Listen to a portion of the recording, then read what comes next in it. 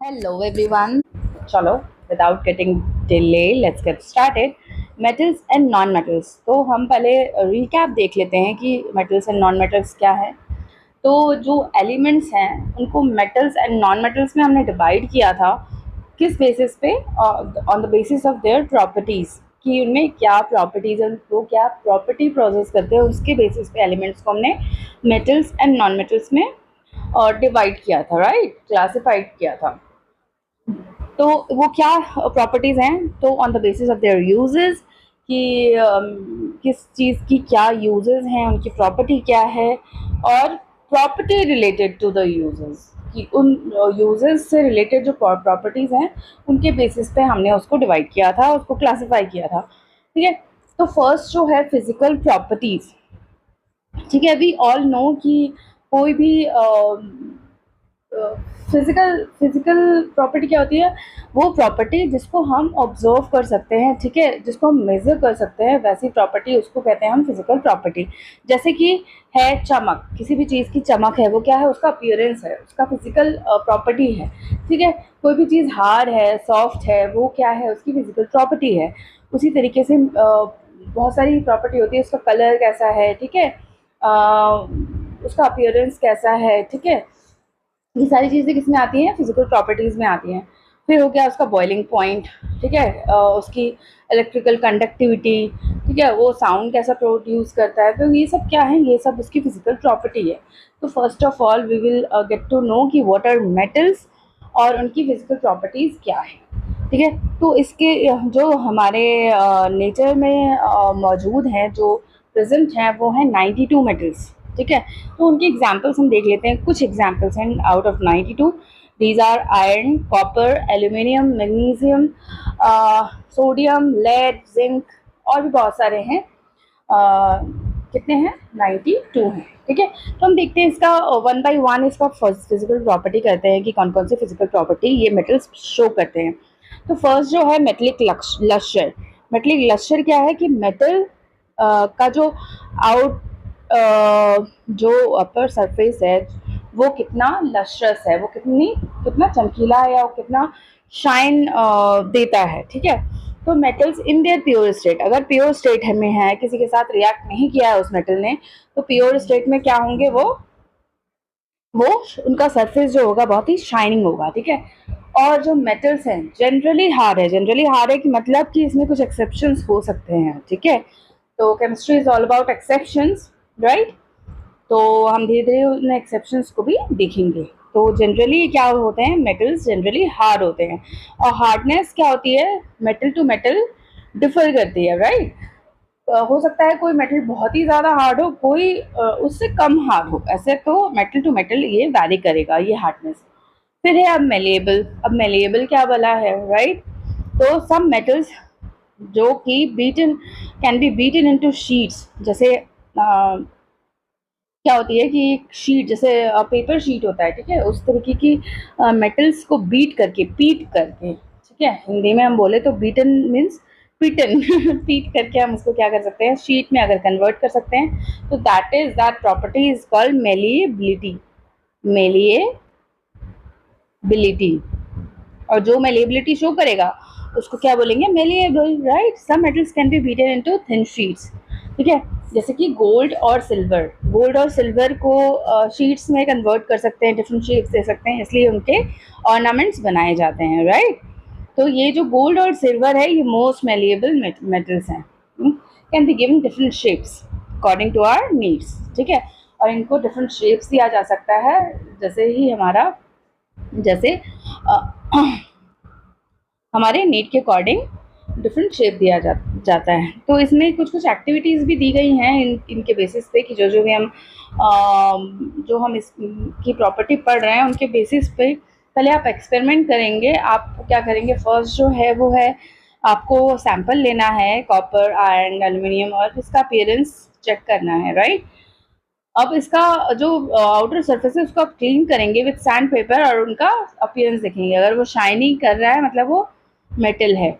तो metal in their pure state. Pure state क्या हो गया, मतलब उसने ऑक्सीजन जो एयर में प्रेजेंट है या किसी भी चीज़ से उसने रिएक्ट नहीं किया है, that is its pure state, right. फिर 3.2 है take small piece of iron, ये आयरन कॉपर एल्युमिनियम सारे लेना है और इसको नाइफ से कट करना है, तो obviously it will not get cut right with knife. Okay, hold a piece of sodium metal with a pair of tongs, और जो सोडियम आप लोगे उसको क्या करना है, टोंग से पकड़ना है। तो ये जो हमारा एक ये है जनरली हार्ड वाला जो पॉइंट है, इसमें क्या है, सोडियम से, सोडियम इज द एक्सेप्शन, तो एक्सेप्शन क्या है, sodium, sodium can be cut with a knife. तो सोडियम बहुत ही रिएक्टिव होता है, तो उसको टोंग से ही पकड़ना है, और always handle sodium metal with care, dry it by, पहले फिल्टर पेपर में प्रेस करके इसको ड्राई कर लेंगे, उसके बाद इसको नाइफ से काटेंगे, और इसको फिर भी आपको टच नहीं करना है, ठीक है। ओके, या तो फिल्टर पेपर से या वैसे आप इसको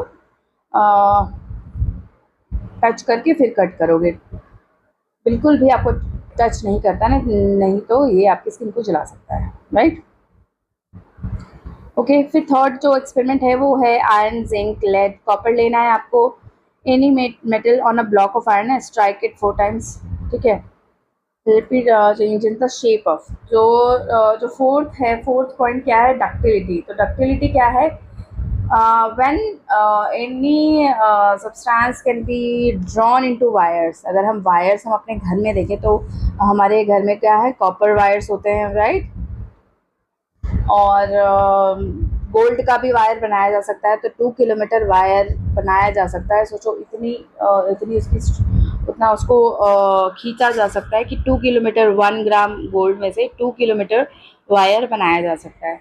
तो डक्टिलिटी क्या है, ability of metals to be drawn into thin wires. Okay, तो ये हो गया डक्टिलिटी। तो metals are ductile, gold is most ductile, ये भी आपको याद रखना है कि गोल्ड मोस्ट डक्टाइल कौन सा मेटल है, तो गोल्ड इज मोस्ट डक्टाइल, ठीक है। नेक्स्ट था कि गिवन डिफरेंट शेप्स, ठीक है, डक्टिलिटी में भी हमने यही किया है और मेलिएबिलिटी में भी हमने डिफरेंट शेप्स दिए हैं। फिर 3.4 है activity, let the metal list the metals whose wire you have seen in daily life, तो वही कॉपर वायर, और जो हमारे घरों में होता है वो क्या होता है, कॉपर वायर होता है जो कि मेटल से बना होता है। अब वायर्स में जो हमारे घर में इलेक्ट्रिसिटी पास करने के लिए जो वायर यूज़ होती है वो मेटल की यूज़ होती है। क्यों यूज़ होती है मेटल की, ऊपर में तो आपने देखा होगा रबर की कवरिंग होती है ताकि आपको इलेक्ट्रिक शॉक न लग जाए, उसको प्रोटेक्ट करने के लिए, तो दैट इज़ नॉट मेटल, ठीक है। और जो अंदर में वायर होता है, ओके, उसको वो क्या होता है, वो मेटल का होता है। तो अंदर की जो वायर होती है वो मेटल की होती है, तो वो क्यों यूज़ किया जाता है, क्योंकि वो गुड कंडक्टर ऑफ हीट है, हीट को कंडक्ट कर सकता है, इलेक्ट्रिसिटी कंडक्ट कर सकता है, राइट, और इलेक्ट्रिसिटी कंडक्ट कर सकता है। तो फिफ्थ पॉइंट हम पहले देख लेते हैं, गुड कंडक्टर्स ऑफ हीट है और have high melting point. High melting point मतलब बहुत जल्दी नहीं पिघलेगा ये इसका, और ये क्या करेगा, हीट को कंडक्ट करता है। इसलिए जो हमारे वेसल्स हम किचन में यूज़ करते हैं वो किसका यूज़ करते हैं, हम मेटल्स के बने यूज़ करते हैं, जैसे एल्युमिनियम वेसल हो गया, स्टील हो गया, तो स्टील भी आयरन का ही होता है, आयरन के साथ कुछ मिक्स किया जाता है और फिर स्टील बनाया जाता है, तो उसमें आयरन जो कि एक मेटल है उसका यूज़ किया जाता है, ठीक है। तो बेस्ट कंडक्टर इसमें कौन से हैं, जो हीट है, बेस्ट कंडक्टर इन मेटल्स, ठीक है, क्या है, सिल्वर और copper best conductor of heat है। और जो कंपैरेटिवली पुअर कंडक्टर मेटल्स हैं वो हैं लेड और मरकरी। ओके, फिर है ये इलेक्ट्रिसिटी कंडक्ट कराते हैं पॉलीविनाइल, और जो मैंने अभी बताया ना कि अंदर तो वायर यूज़ की जाती है और जो बाहर कोटिंग होती है वो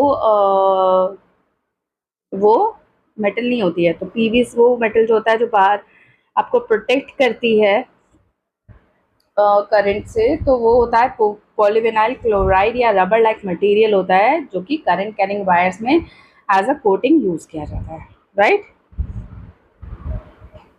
तो इलेक्ट्रिसिटी ये कंडक्ट कर सकते हैं, and metals are good conductors of electricity. तो हम कैसे देखेंगे कि ये इलेक्ट्रिसिटी कंडक्ट कर सकता है, तो फिगर 3.2 है, उसमें आप सेटअप करोगे और जो insert sample to be tested, कैसे आप टेस्ट करोगे कि अगर इसमें बल्ब ग्लो कर गया, अगर किसी सब्सटेंस को हमने यूज़ किया, अगर वो बल्ब ग्लो कर गया, that means it can conduct electricity and it is a metal, right. फिर है सोनोरस। तो सोनोरस क्या होता है? सोनोरिसिटी इज द प्रॉपर्टी, ठीक है। सोनोरिसिटी इज द प्रॉपर्टी जिसमें साउंड प्रोड्यूस होता है। अगर किसी चीज़ को आप हिट करते हो किसी हार्ड ऑब्जेक्ट से, तो वो क्या करता है, वो साउंड प्रोड्यूस करता है, उसी को बोलते हैं sonoricity. This property is called sonoricity. और तो मेटल्स आर सोनोरस, ठीक है। अब नॉन मेटल्स का देख लेते हैं, नॉन मेटल्स के कितने क्या क्या प्रॉपर्टीज़ हैं, राइट। तो इसके बेसिस पे भी कर सकते हैं कि ये मेटल क्लस्टर शो करता है, लेकिन जो नॉन मेटल है वो शो नहीं करता है, ठीक है। जनरली सॉफ्ट होते हैं नॉन मेटल्स, ठीक है। लेकिन इसमें भी एक्सेप्शन है कि जो डायमंड है वो नॉन मेटल है, कार्बन का एक फॉर्म है, बट वो बहुत ही हार्ड है, नेचर का सबसे हार्डेस्ट ऑब्जेक्ट है, राइट।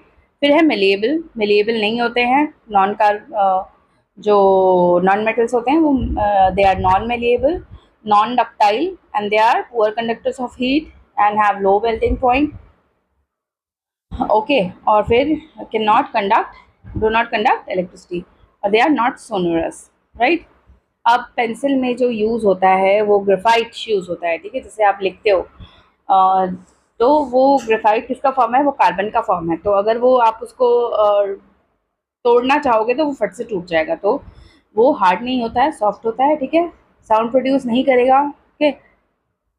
लेकिन वो ग्रेफाइट क्या है, वो इलेक्ट्रिसिटी कंडक्ट कर सकता है, बीइंग नॉन मेटल, बट फिर भी वो इलेक्ट्रिसिटी को कंडक्ट कर सकता है, ठीक है। फिर है नॉन मेटल्स। तो नॉन मेटल्स बहुत ही कम हैं, कितने हैं? 19 हैं, एज कम्पेयर टू मेटल जो कितने हैं? 92 हैं।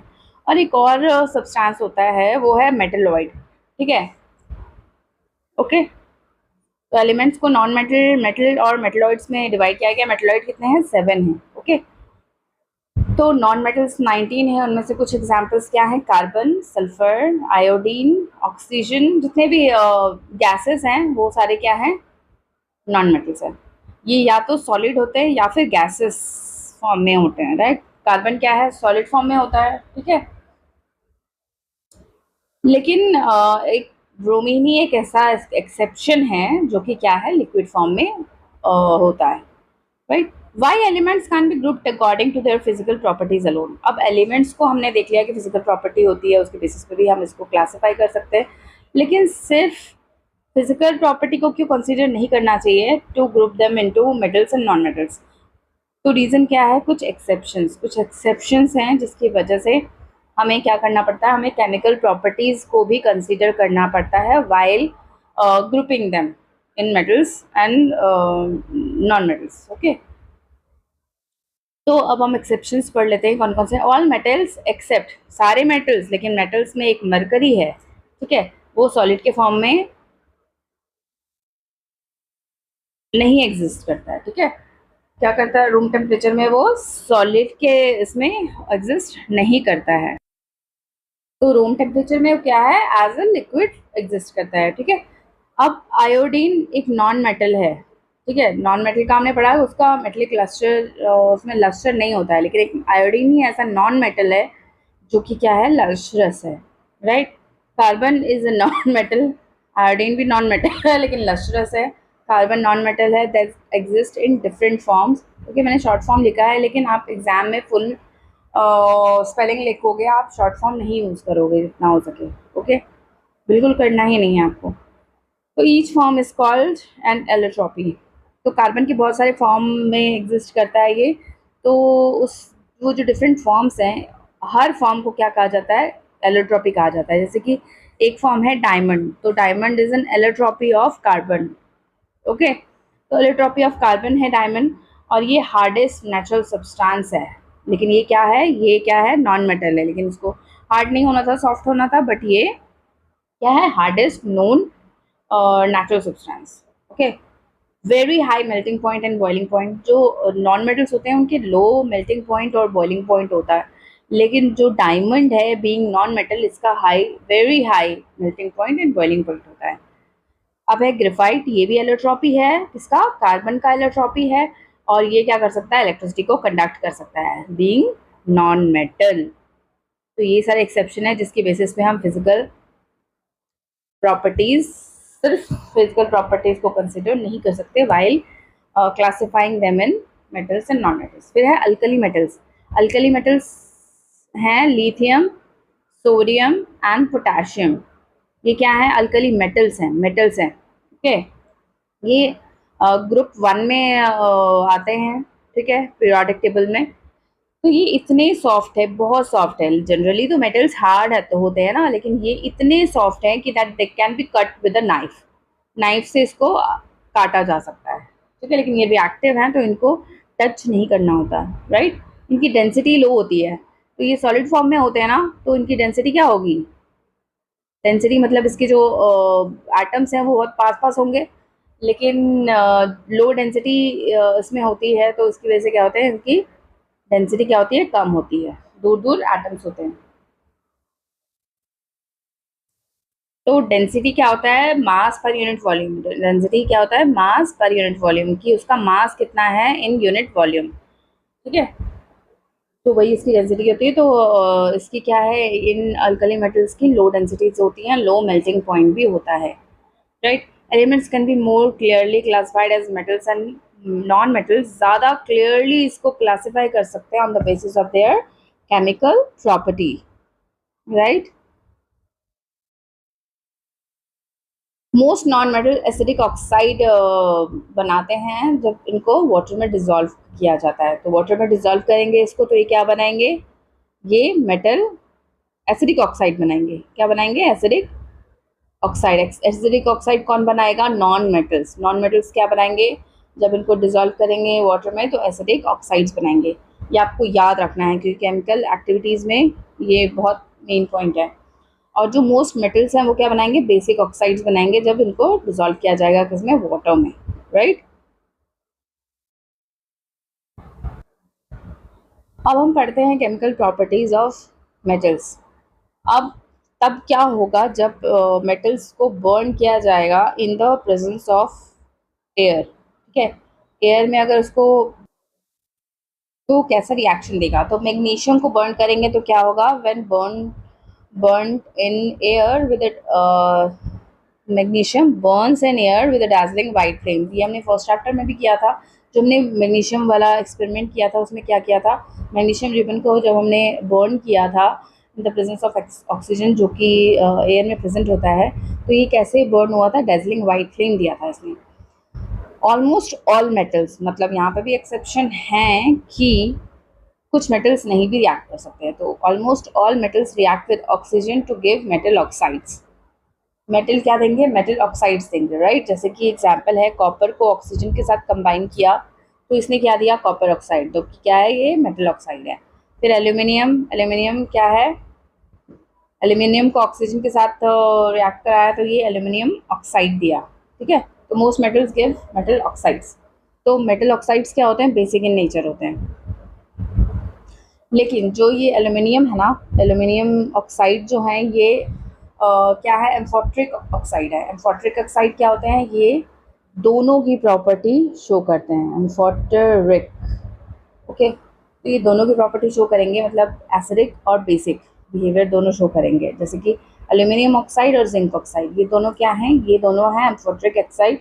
और ये क्या करते हैं, तो ये रिएक्ट करते हैं both with both acids and bases, और क्या प्रोड्यूस करते हैं, सॉल्ट्स एंड वाटर प्रोड्यूस करते हैं, राइट।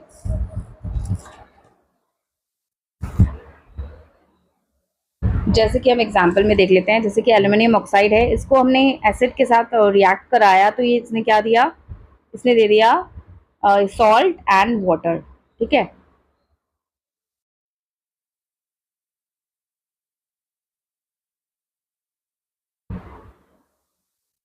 तो ये जो ऑक्साइड ये हुआ, ये एसिड के साथ रिएक्ट करेगा तो सॉल्ट बना देगा, सॉल्ट प्लस वाटर, और बेस के साथ भी सॉल्ट और वाटर बना देगा, क्यों? क्योंकि हमने क्या देखा था, मेटल,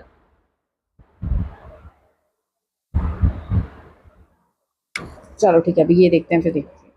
देखो, एल्युमिनियम ऑक्साइड को एसिड के साथ रिएक्ट किया तो salt and water, aluminium chloride and water बना। फिर एल्युमिनियम ऑक्साइड को जब बेसिक के साथ किया तो, बेस के साथ किया तो क्या किया, सोडियम एल्यूमिनेट बनाया इसने और वाटर बना। तो चलिए, सोडियम एल्यूमिनेट क्या है, ये है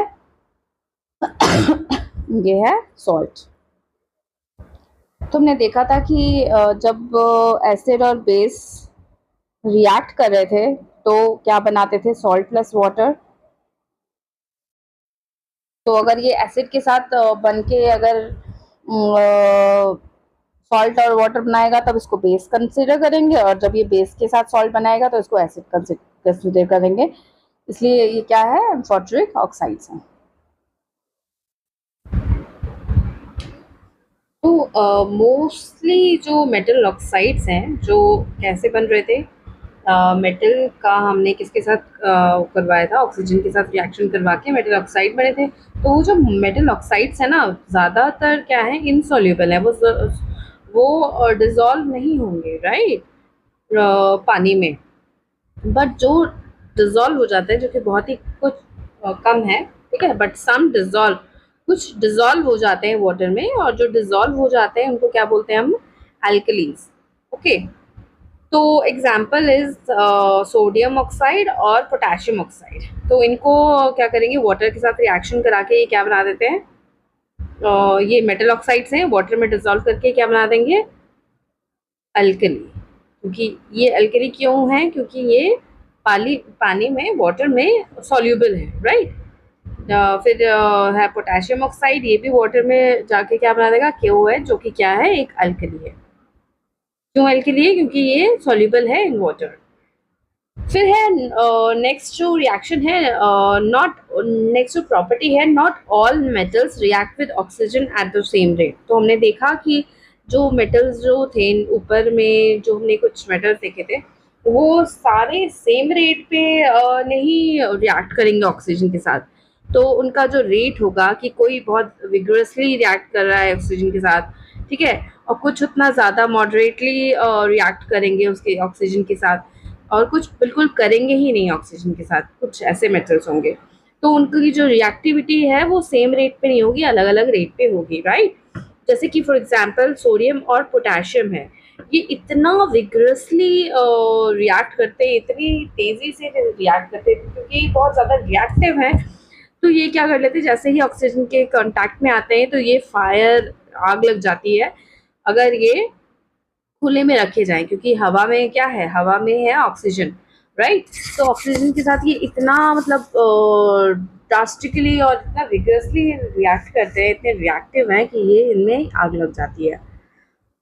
ओके, तो इसमें हाइड्रोजन प्रोड्यूस होता है, ये क्या करता है, ये आग पकड़ लेता है, ठीक है। इसलिए इसको क्या किया जाता है, इसको केरोसिन ऑयल में डिप किया जाता है, ताकि इसका जो डायरेक्ट कांटेक्ट है एयर में ऑक्सीजन से ना हो पाए। इसको कंट्रोल करने के लिए केरोसिन ऑयल में इनको डिप करके रखा जाता है, ठीक है। At ordinary temperature surface of metals, जो कुछ मेटल्स हैं जैसे कि मैग्नीशियम, एल्यूमिनियम, जिंक, लेड, ये सारे इनका जो मेटल है वो थिन लेयर ऑफ ऑक्साइड से कवर होता है एट ऑर्डिनरी टेम्परेचर।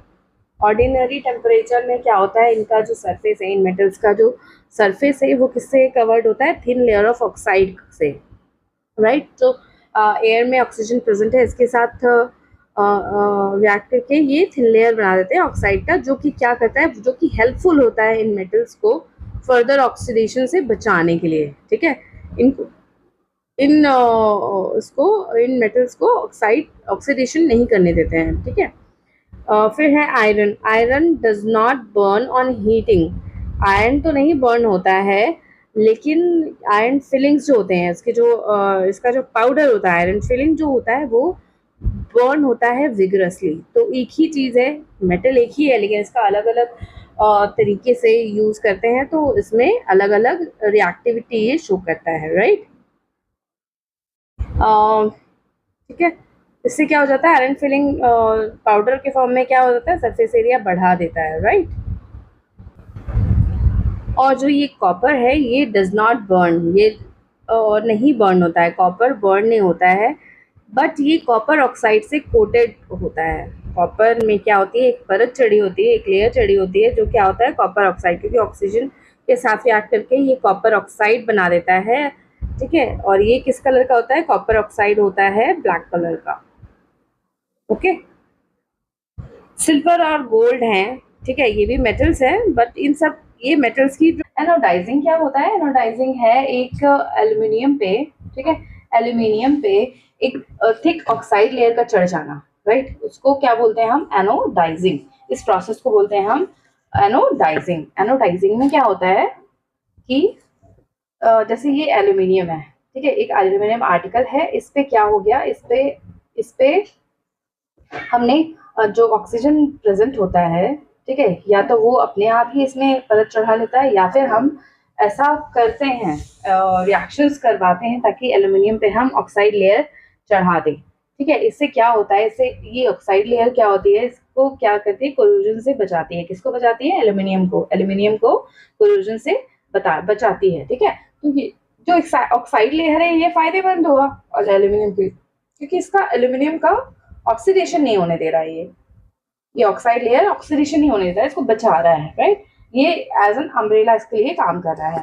तो इसी प्रोसेस को हम क्या बोलते हैं, एनोडाइजिंग। इसमें क्या होता है, एनोड, इसमें एनोड यूज किया जाता है, इसलिए इसका नाम भी एनोडाइजिंग है। A for anodising and A for aluminium. तो एल्यूमिनियम के लिए एनोडाइजिंग प्रोसेस यूज किया जाता है, राइट। तो एनोड क्या किया था, एनोड में क्या किया जाता है, एक clean article, aluminium article use किया जाता है। Okay, let me go by the NCERT. It says develops a thin layer. The aluminum coat makes it resistance making during anodizing. ठीक है, एनोड को क्या बनाया जाता है, एक क्लीन एल्यूमिनियम आर्टिकल का एनोड बनाया जाता है। ठीक है, एनोड क्या होता है, वो टर्मिनल जो वो पॉजिटिव टर्मिनल, वो इलेक्ट्रोड जो कि positive terminal of the battery से अटैच होता है, उसको बोलते हैं एनोड। तो एनोड किस चीज का बनाया जाता है, एल्यूमिनियम, प्योर एल्यूमिनियम का बनाया जाता है। Clean aluminium article is made the anode and is electrolysed with, जैसे कि एक हमने वो लिया बीकर टाइप का, ठीक है, इसमें क्या किया हमने, इलेक्ट्रोलिसिस या इलेक्ट्रोलाइट के फॉर्म में किसको लिया हमने डाइल्यूट H2SO4 को लिया। ठीक है, और इसको डाइल्यूट H2SO4 से इलेक्ट्रोलाइज करवाया। ठीक है, इसमें क्या होता है, ऑक्सीजन जो एनोड से निकलती है ना, जो एनोड हमने एल्यूमिनियम बनाया है, एल्यूमिनियम ऑक्साइड, ओके, तो ये क्या करता है, ऑक्सीजन निकलती है यहाँ से, और ये क्या करता है, ये एनोड पे जाके चिपक जाता है। ठीक है, oxygen gas evolve at the anode reacts with aluminium, aluminium के साथ ये रिएक्ट करके क्या बना देता है, ये एक थिकर प्रोटेक्टिव लेयर इस पे बना देता है। ठीक है, इस तरीके से एनोडाइजिंग क्या कर लेता है, एल्यूमिनियम आर्टिकल को प्रोटेक्ट कर लेता है। और ये ऑक्साइड लेयर क्यों चढ़ाई जाती है, कभी कभी क्या होता है, ये ऑक्साइड लेयर में क्या होता है, इसमें ना पेंट वगैरह या डाई इजी हो जाता है करना, तो इसलिए इसको ऑक्साइड लेयर चढ़ाई जाती है ताकि इसको डाई करके इसको अट्रैक्टिव फिनिश दे पाए। वही सोडियम का हम रिएक्शन देखते हैं, हम किसका रिएक्शन देख रहे थे, हम ऑक्सीजन के साथ रिएक्शन देख रहे थे कि मेटल एयर में क्या प्रेजेंट होता है, एयर में प्रेजेंट होता है ऑक्सीजन, तो ऑक्सीजन के साथ सारे मेटल्स क्या कैसे रिएक्शन देते हैं, राइट। तो एनोडाइजिंग है, फिर है सोडियम कैसे, सोडियम ऑक्सीजन के साथ वेरी रिएक्टिव है, सोडियम इतना रिएक्टिव है कि वो क्या करता है, उसमें आग लग सकती है, और पोटेशियम भी वेरी रिएक्टिव मेटल है। Magnesium less vigorous reaction show करता है किसके साथ, ऑक्सीजन के साथ, not as reactive as sodium. Burning in oxygen does not help to decide, अगर ऑक्सीजन में बर्न करने से किसकी रिएक्टिविटी नहीं पता लगती है, reactivity of zinc, copper and lead, इनकी रिएक्टिविटी पता नहीं लगती है। तो अब ऑर्डर ऑफ रिएक्टिविटी कैसे पता करें, तो मेटल्स को वाटर के साथ रिएक्ट कराया जाता है। तो मेटल पहले वाटर के साथ रिएक्ट करा के क्या बनाते हैं, metal oxide plus H2 release होता है। ठीक है, फिर मेटल ऑक्साइड फर्दर जब वाटर के साथ डिसॉल्व कराते हैं या रिएक्शन कराते हैं तो मेटल हाइड्रोक्साइड बनाता है। मेटल हाइड्रोक्साइड कैसे होगा, NaOH, KOH, ये सब क्या है, मेटल हाइड्रोक्साइड। अब देखते हैं वाटर के साथ डिफरेंट मेटल्स कैसे रिएक्ट करते हैं। तो पहले तो कोल्ड वाटर, फिर हॉट वाटर, फिर स्टीम देखेंगे हम।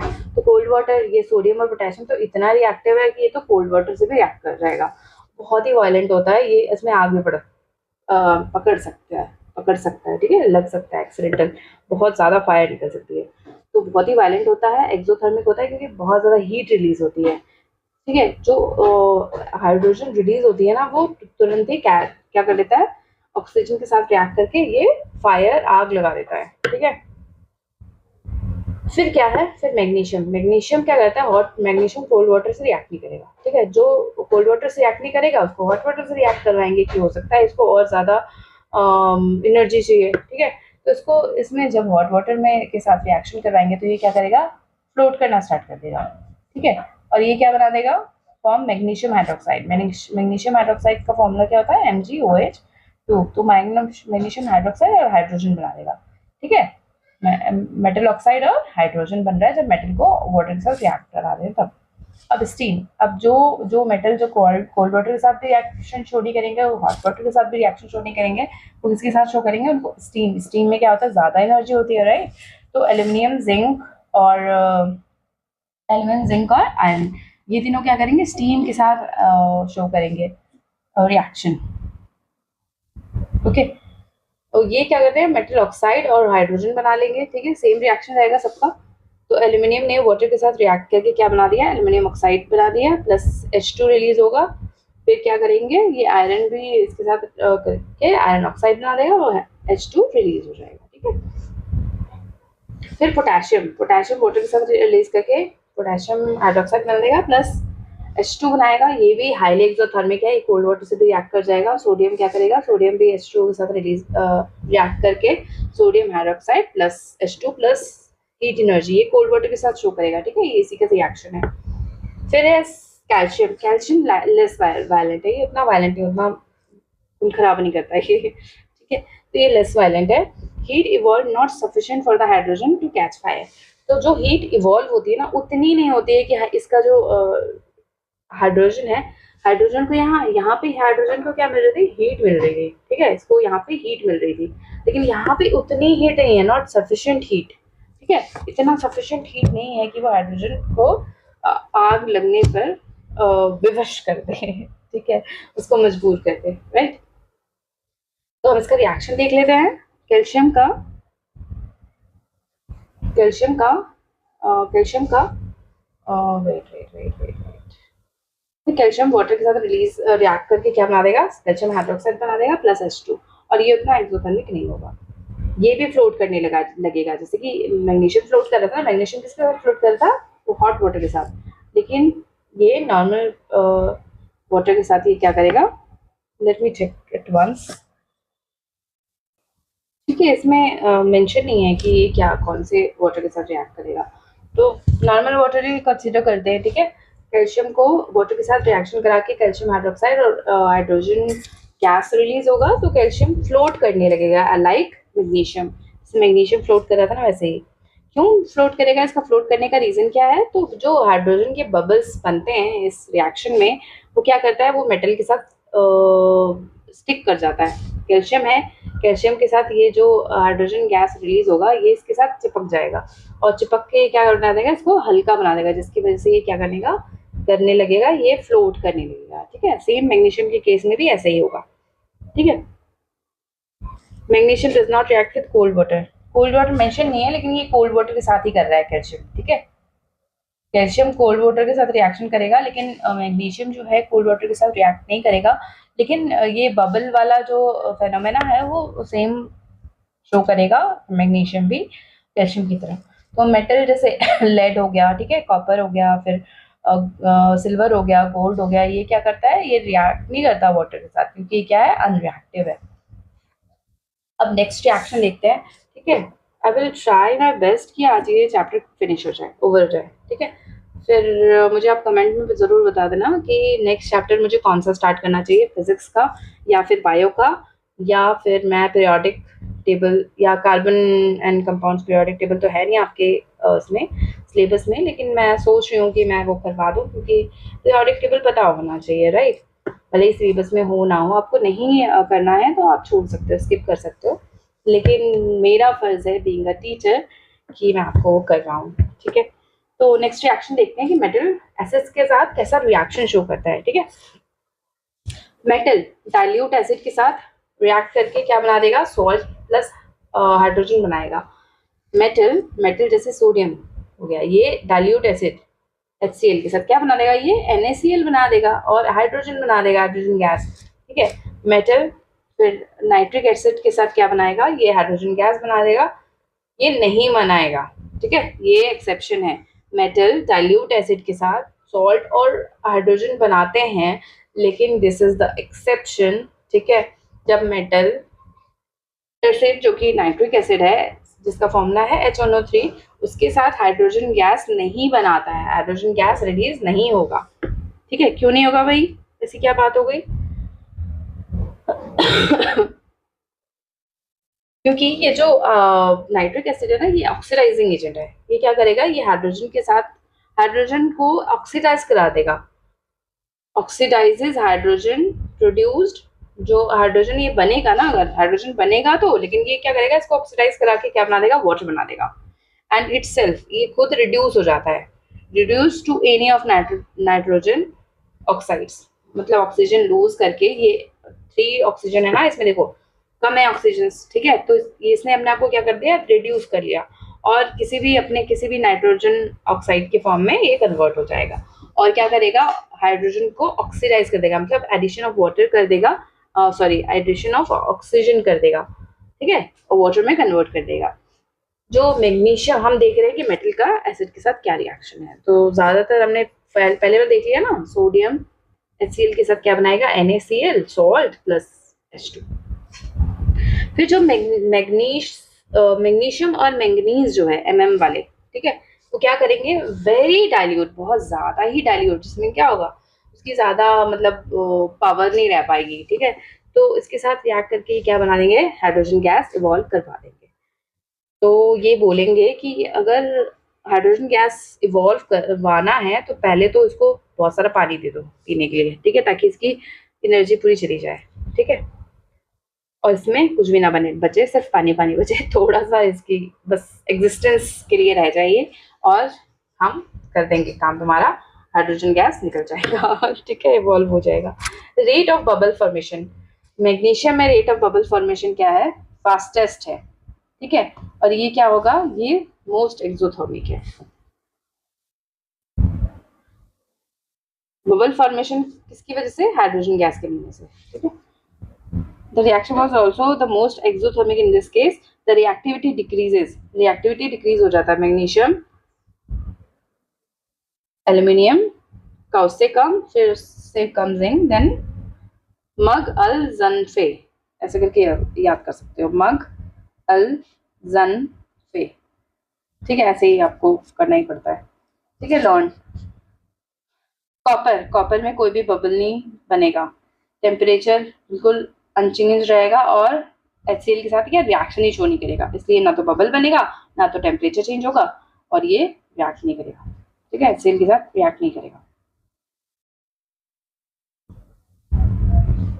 अब है एक्वारेजिया। एक्वारेजिया का नाम है royal water, freshly prepared mixture of coppers, concentrated hydrochloric acid and concentrated nitric acid, इन दोनों का जो H से है, HCl HNO3, इसमें 3 नहीं है तो 3 ऐड कर दो, इसमें 3 है तो 1 ऐड कर दो, ठीक है, इसका 3 इसको दे दो, इसका 1 ये इसको दे दो, ठीक है, ऐसे मतलब याद करने के लिए, ठीक है।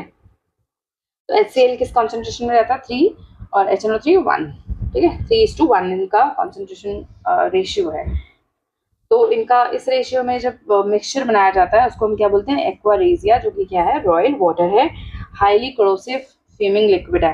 ये क्या कर देगा, ये गोल्ड और प्लेटिनम को पिघला देगा और आपको बुद्धू बना देगा, जो भी आएगा कि लाओ जी हम आपका गोल्ड को बिल्कुल साफ कर देते हैं, वो पूरा का पूरा साफ करके वो ले जाएगा अपने घर, और फिर उसको बेच के माला माल हो जाएगा, right. Neither of these acid, ठीक है, इन दोनों का मिक्सचर ही ऐसा काम कर सकता है, लेकिन ये अलग अलग ऐसा आप बोलोगे कि HCl ऐसा कर देगा, या फिर अकेला ये HNO3, तो अकेले में नहीं, unity has power, right? Neither of these acid can do so alone, अकेले कुछ नहीं कर सकते, ठीक है। Metals react with solution of other metal salts. अब मेटल किसके साथ रिएक्ट करेंगे? सॉल्यूशंस, मेटल सॉल्ट्स के जो सॉल्यूशंस हैं उसके साथ रिएक्ट करेंगे, ठीक है। एक्टिविटी दी गई है इससे, reactivity decrease. Metals react with solution of other metal salts, कैसे एक्टिविटी है? कॉपर वायर को हमने डिप किया किस पे? आयरन सल्फेट सॉल्यूशन में, और आयरन नेल को हमने किया किसमें? कॉपर सल्फेट सॉल्यूशन में। अब रिएक्टिविटी मेटल्स, रिएक्टिव मेटल, अगर कॉपर रिएक्टिव होगा तो आयरन को डिस्प्लेस कर देगा, अगर आयरन रिएक्टिव होगा तो कॉपर को रिप्लेस कर देगा, लेकिन एक ही चीज रिएक्टिव होगा, ठीक है, दोनों नहीं हो सकते, ठीक है। तो क्या है हमारा, क्या चीज ज्यादा रिएक्टिव है? तो आयरन रिएक्टिव है। आयरन क्या करेगा? आयरन कॉपर को डिचक्याओं करके ये इसकी जगह पे आ जाएगा और आयरन सल्फेट बना देगा। तो reactive metal can displace less reactive, यहाँ पे लेस रिएक्टिव कौन है? कॉपर है, और रिएक्टिव मेटल कौन है? आयरन है। फ्रॉम देयर कंपाउंड, ये क्या है? कंपाउंड है, ठीक है। इन सोल्यूशन, सोल्यूशन में क्या है? कंपाउंड, कंपाउंड से हटा देगा, या फिर molten form. Molten form, form मतलब कि सोल्यूशन है ना, सोल्यूशन क्या हो गया? वो मोल्टेन फॉर्म हो गया, पिघला हुआ फॉर्म, राइट, उसका solution molten form. All metals do not react with reagents, जितने भी मेटल्स हैं वो ऑक्सीजन, वाटर, एसिड के साथ रिएक्ट करें, ये जरूरी नहीं है। तो इससे कैसे हम रिएक्टिविटी कैसे पता करें कौन सा ज़्यादा मेटल रिएक्टिव है? तो डिस्प्लेसमेंट रिएक्शन यूज़ करके, जो कि हम पहले फर्स्ट चैप्टर में हम अच्छे से पढ़ चुके हैं। अगर आपने वीडियो नहीं देखा है तो अभी जाके आप चैनल पे देख सकते हो। तो डिस्प्लेसमेंट रिएक्शन जो है रिएक्टिविटी ऑफ मेटल का ज़्यादा अच्छे से एविडेंस दे सकता है। तो मेटल ए, जैसे मेटल ए क्या हो गया? यहाँ पे हम रिएक्टिव मेटल लेके देखते हैं आयरन, और solution, salt solution of B, मतलब किसका? Copper sulphate. ये बी का क्या है? सॉल्ट सोल्यूशन है। क्या होगा? सॉल्ट सोल्यूशन ऑफ ए बना देगा, मतलब फेरस सल्फेट, ठीक है, और मेटल बी अलग हो जाएगा, ठीक है। ये दिया है इसमें, इसमें ये देखो, ये जो फिगर दिख रहा है ना आपको, इसमें देखो ये क्या है? ये कॉपर सल्फेट सॉल्यूशन है ब्लू कलर का, ओके, और ये है आयरन सल्फेट सॉल्यूशन, ठीक है।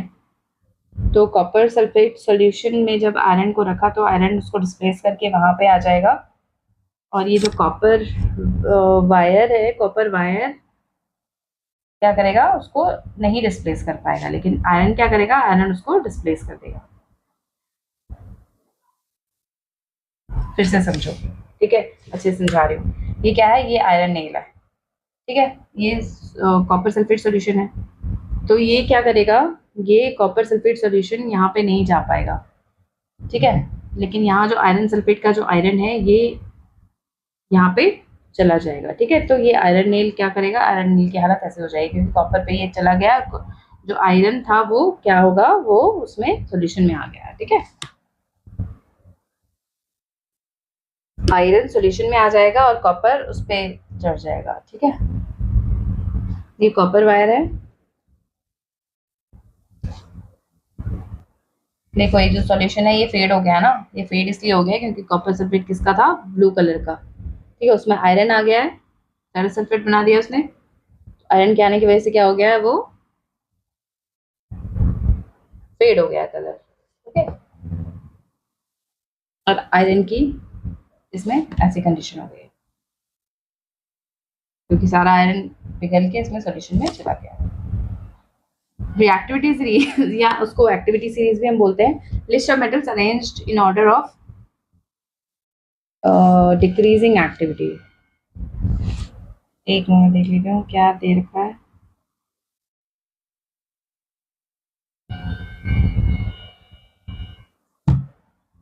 in order of decreasing activity। तो लिस्ट ऑफ मेटल्स ये है, केना का, मगल, जन, ऐसे करके आप लर्न कर सकते हो, अपना कुछ बना सकते हो आप निमोनिक। केना का, मगल, दो चार बार बोलोगे ना आपको लर्न हो जाएगा। जन फे पब, है कौन, कौन है जी आगे आओ, है कौन है जी आगे आओ, ठीक है, ऐसे करके लर्न कर सकते हो। रिएक्टिविटी डिग्री सबसे मोस्ट रिएक्टिव है, ये लीस्ट रिएक्टिव है। Okay, metals and non metal reaction. Reactivity of metals कैसे, ये क्या होती है रिएक्टिविटी ऑफ मेटल्स? तो a tendency to attain a completely fill valence shell, ये बताती है कि रिएक्टिविटी कितनी है, कि कौन सा जो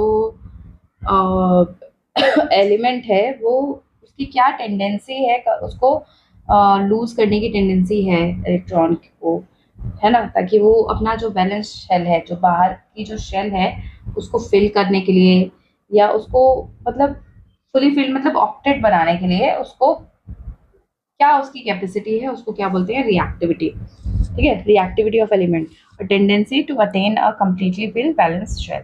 नोबल गैसेस क्या करते हैं, ये शो करते हैं लिटिल केमिकली एक्टिविटी, क्योंकि इनमें टेंडेंसी नहीं होती है, इनका ऑक्टेट ऑलरेडी फिल्ड होता है, इसलिए इनको इनकी टेंडेंसी नहीं होती है कि इलेक्ट्रॉन को ये या तो गेन करें या फिर लूज करें।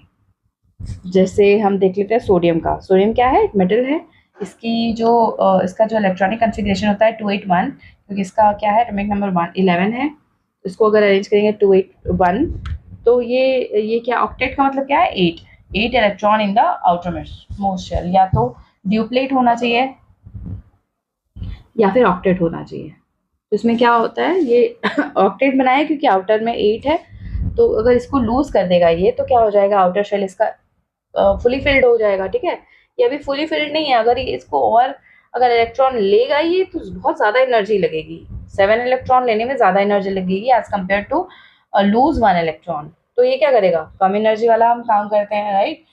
तो आउटर मोस्ट शेल में अभी अगर लॉस कर दिया तो क्या हो जाएगा, 8 इलेक्ट्रॉन रह जाएंगे, स्टेबल ऑक्टेट हो जाएगा। न्यूक्लियस में क्या है, 11 प्रोटॉन है, लेकिन इलेक्ट्रॉन कितने हैं, सिर्फ 10। 11 प्रोटॉन है और लेकिन एक इलेक्ट्रॉन लूज किया ना इसने, प्रोटॉन तो न्यूक्लियस में उतना ही है, तो 11 प्रोटॉन। नेट कितना हो गया, एक पॉजिटिव चार्ज, 11 माइनस 10 क्या हो गया, 1 पॉजिटिव चार्ज हो गया। ठीक है, तो इसको कैसे शो करेंगे, Na+। ठीक है, वैसे ही देखो क्लोरीन का क्या है, एटॉमिक नंबर 17 है, तो उसको इलेक्ट्रॉनिक कन्फिगरेशन कैसे होगा, 828 तो इसका क्या होगा, 7 इलेक्ट्रॉन को लूज करने से ज्यादा इजी है एक इलेक्ट्रॉन रिसीव कर लेना। ठीक है, तो क्या होगा, एक इलेक्ट्रॉन जब ये रिसीव करेगा तो 8 हो जाएगा, ऑक्टेट इसका कंप्लीट हो जाएगा, आउटर शेल फुली फिल्ड हो जाएगा, तो ये क्या हो जाएगा, सेटिस्फाइड हो जाएगी, चलो जी मेरा काम हो गया। तो एक इलेक्ट्रॉन ले लेगा तो क्या हो जाएगा, इसमें एक इलेक्ट्रॉन ले लिया तो इसमें क्या है, कितने प्रोटॉन हुए, 17 प्रोटॉन है, लेकिन इलेक्ट्रॉन कितने हैं, 18 हो गए। तो नेट चार्ज कितना आ गया, 17 प्रोटॉन मतलब पॉजिटिव, 18 इज नेगेटिव, तो नेट चार्ज कितना आ गया, 1 नेगेटिव, राइट। तो सोडियम और क्लोरीन का जब रिएक्शन कराएंगे, इसमें एक एक्स्ट्रा एक इलेक्ट्रॉन लूज करेगा, ये इसको दे देगा क्योंकि इसके पास एक इलेक्ट्रॉन कम है। ठीक है, तो ये क्या हो जाएगा, ये यहाँ पे ऐसे बना देगा। ठीक है, इसका भी ऑक्टेट कंप्लीट हो गया, इसका भी ऑक्टेट कंप्लीट हो गया, सोडियम एंड क्लोराइड आयन बना देगा ये इस तरीके से। ये क्या होता है, ये ऑपोजिटली चार्ज होते हैं और अट्रैक्ट करते हैं एक दूसरे को। ठीक है, opposite charge attract each other, ये हमने बचपन से पढ़ा हुआ है। और ये इसको इसको कौन सा फोर्स इसको पकड़ के रखता है, एक चीज, एक आयन बना देता है, आयनिक कंपाउंड बना देता है, वो है strong electrostatic force of attraction, ये इसको पकड़ के रखता है। NaCl does not exist as molecule। कोई बोलेगा कि NaCl is a molecule तो that is wrong, बट ये क्या है, एग्रीगेट है, चार्ज आयन का एग्रीगेट है, नॉट अ मॉलिक्यूल। तो प्रॉपर्टीज ऑफ आयनिक कंपाउंड, तो ये क्या है, ये हमारे आयनिक कंपाउंड बन गए NaCl। आयनिक कंपाउंड जिसको हम कोवलेंट कंपाउंड या फिर सलाइन कंपाउंड भी बोलते हैं, क्योंकि क्या है, सॉल्ट बना रहा है, NaCl is what, salt. Physical nature क्या होता है आयनिक कंपाउंड का, सॉलिड एंड समवॉट हार्ड। ठीक है, नमक क्या होता है, नमक सॉलिड होता है, राइट, हार्ड होता है, due to strong force of attraction between positive and negative electron ions, right. Generally brittle होते हैं, टूट सकते हैं, आसानी से टूट जाते हैं, break into pieces on force application. Melting point, boiling point कैसा होता है, कंपाउंड का हाई मेल्टिंग पॉइंट और बॉइलिंग पॉइंट होता है, considerable amount of energy required to break, बहुत मतलब तगड़े का एनर्जी रिक्वायर्ड होता है to break strong inter ionic interaction. अब सॉल्युबिलिटी कैसे शो करती है, इलेक्ट्रोवैलेंट कंपाउंड आर, इसको इलेक्ट्रोवैलेंट भी बोलते हैं अनेक कंपाउंड को, electrovalent compound are generally soluble in water, नमक घुल सकता है ना, ठीक है, ये आप ध्यान रखना, एक एग्जांपल याद रखोगे ना सारी प्रॉपर्टी याद रहेगी। तो ये क्या होगा, सॉल्युबल इन वाटर होता है, इनसॉल्युबल होता है किसमें, केरोसिन में, पेट्रोल में। कभी आप घोल के देखना नमक को, क्या केरोसिन में घुलेगा, पेट्रोल में घुलेगा, तो इन सब में ये नहीं घुलेगा, ठीक है। इलेक्ट्रिकल कंडक्टिविटी कैसे शो करती है, करता है ये देखो, solve solution under test, graphite rod लिया, ये बीकर किया, ये बल्ब क्या करेगा, जैसे इसमें इलेक्ट्रिसिटी पास कराएंगे ना बैटरी के थ्रू, तो इसमें क्या होगा, बल्ब ग्लो कर जाएगा, मतलब ये क्या करेगा, दो salt solution involves movement of charge particle, solution क्या करता है इन्वॉल्व, चार्ज पार्टिकल मूवमेंट ही तो करता है जिसकी वजह से इलेक्ट्रिसिटी प्रोड्यूस होती है, राइट, जिसकी वजह से, ठीक है, और इलेक्ट्रिसिटी प्रोड्यूस होती है। तो ions move to the opposite electrodes, अगर पॉजिटिव आयन है तो वो नेगेटिव इलेक्ट्रोड पे जाएंगे, और नेगेटिव है तो, नेगेटिव आयन है तो पॉजिटिव इलेक्ट्रोड पे जाएगा, ठीक है। तो ये नेगेटिव ऑपोजिट इलेक्ट्रोड के पास जाता है when electricity is pass through the solution, do not conduct electricity. अब नमक में सीधा नमक लो, आप उसमें इलेक्ट्रिसिटी पास कराओ तो थोड़ी ना करेगा वो, उसको क्या करना पड़ेगा, हमें सोल्यूशन बनाना पड़ेगा, ठीक है। तो do not conduct electricity in solid state due to rigid structure, movement of ions not possible, rigid structure है नमक, रिजिड स्ट्रक्चर ही तो है, तो उसमें आयंस मूव ही नहीं होंगे जब तक उसको सोल्यूशन नहीं मिलेगा, सोल्यूशन में ही तो वो आयंस का मूवमेंट पॉसिबल होता है, जिसकी वजह से क्या होता है, जिसकी वजह से ये इलेक्ट्रिकल कंडक्टिविटी शो करता है। अकरेंस ऑफ मेटल्स, फिर है मेजर सोर्स क्या है मेटल्स का, कहाँ से मिलता है हमें मेटल, तो ये हमें मिलता है अर्थ क्रस्ट से, राइट, धरती की गोद से हमें क्या मिलता है, हमें मिलता है ये जो आयनिक कंपाउंड है ना, इसमें इससे पहले एक टेबल दी हुई है आपके एनसीईआरटी में, नोबल गैसेस का, ठीक है, इनका electronic configuration, metals non metals, वो आप देखोगे ना तो आपको और अच्छे से, बहुत अच्छे से समझ में आ जाएगा, ठीक है। तो एनसीईआरटी को बिल्कुल भी नहीं छोड़ना है, उसकी उंगली पकड़ के चलना है आपको एग्जाम तक, राइट। तो मेजर सोर्स क्या है, अकरेंस ऑफ मेटल, और जैसे कि मैं बहुत इजी वे में आपको समझाने की कोशिश कर रही हूँ, तो आपको बिल्कुल भी मुश्किल नहीं होगी जब आप करोगे एनसीईआरटी रीड करोगे ना, तो आपको फटफट कॉन्सेप्ट समझ में आता जाएगा। तो जो मेजर सोर्स है इसका क्या है, मेटल का अर्थ क्रस्ट है, सी वाटर में भी पाया जाता है in the form of soluble salts, जैसे कि NaCl हो गया, मैग्नीशियम क्लोराइड हो गया, ठीक है। मिनरल्स, अब मिनरल्स क्या होते हैं, इसका डेफिनेशन क्या है, द एलिमेंट्स और कंपाउंड्स दैट अकर नेचुरली, जो अर्थ क्रस्ट में नेचुरली मिलते हैं उनको बोलते हैं मिनरल्स, क्योंकि इनको माइन करके, अर्थ क्रस्ट में नेचुरली प्रेजेंट है तभी तो माइन करके निकालते हैं, इसलिए इनका नाम क्या है, मिनरल। तो ऐसे आपको डेफिनेशन लिखना कि माइन करके निकालते हैं, elements and compounds that occur naturally in earth crust, ये डेफिनेशन लिखना है आपको। अब ओर्स क्या होते हैं, वो मिनरल्स जिसमें से मेटल को प्रॉफिटेबली निकाला जा सकता है, और वो बहुत ही high percentage of particular metal होता है उसमें, ठीक है। किसी में कोई मिनरल है उसको अपने फायदे के लिए निकाल रहे हैं, ठीक है, क्योंकि उसमें बहुत सारे एक पर्टिकुलर मेटल का बहुत ज़्यादा परसेंटेज है, तो वो क्या कहलाएगा, वो कहलाएगा ओर, ठीक है। अब एक्सट्रैक्शन ऑफ मेटल कैसे होता है, least reactive metal, gold, silver, platinum और कॉपर, ये सब क्या है, लीस्ट रिएक्टिव है, ये फ्री स्टेट में पाते हैं क्योंकि ये रिएक्ट ही नहीं करेंगे किसी के साथ, तो ये क्या है, अनरिएक्टिव होने की वजह से बेचारे अकेले रहते हैं, ठीक है, इनका कोई फ्रेंड नहीं बनता। Copper and silver, copper and silver found in combined state as a sulphide और ऑक्साइड ओर, ऑक्साइड या फिर ऑक्साइड ऑक्सीजन के साथ दोस्ती कर लेंगे, या कॉपर और सिल्वर या फिर सल्फाइड के साथ, ठीक है। तो ये सल्फाइड या ऑक्साइड ओर के फॉर्म में कंबाइंड स्टेट में पाए जाते हैं। जो मोस्ट रिएक्टिव है जैसे कि हो गया पोटेशियम, सोडियम, कैल्शियम, मैग्नीशियम और एल्यूमिनियम, जो हमने रिएक्टिविटी सीरीज देखी थी ना, के ना का मगर क्या करेंगे, इतने रिएक्टिव है हर किसी से दोस्ती करके बैठ जाते हैं, ठीक है, कभी भी ये फ्री एलिमेंट्स के फॉर्म में नहीं मिलेंगे, never found in nature as free elements. अब जो मॉडरेटली रिएक्टिव एलिमेंट्स मेटल्स हैं जैसे कि जिंक हो गया, ठीक है, आयरन, लेड, ये सब क्या है, found in earth crust as oxide, sulphide and carbonate, ये मॉडरेटली पाए जाते हैं तो ऑक्साइड के साथ, ये ऑक्साइड के साथ भी फ्रेंडशिप कर लेंगे, सल्फाइड के साथ भी और कार्बोनेट के साथ भी, और जो ज़्यादातर मेटल्स के जो ओर्स है ना वो ऑक्साइड के फॉर्म में ही मिलते हैं। तो ऑक्सीजन क्या है, बहुत ही रिएक्टिव है और बहुत ही ज़्यादा एबंडेंट भी है, बहुत ज़्यादा मात्रा में पाया जाता है, राइट। तो इसलिए ज़्यादातर मेटल्स के जो ओर्स हैं किसके फॉर्म में होते हैं, ऑक्साइड के फॉर्म में होते हैं। ऑक्साइड के फॉर्म में रहते हैं तो मेटल्स को निकालना ईजी हो जाता है। तो किसी भी मेटल अगर किसी और फॉर्म में है तो उसको पहले ऑक्साइड के फॉर्म में कन्वर्ट कर लिया जाता है, फिर उसमें से ईजी हो जाता है उसको निकालना, मेटल को। अब एनरिचमेंट ऑफ ओर्स, ये क्या है, स्टेप ऑफ एक्सट्रैक्शन है। एनरिचमेंट कराया जाएगा ओर्स का।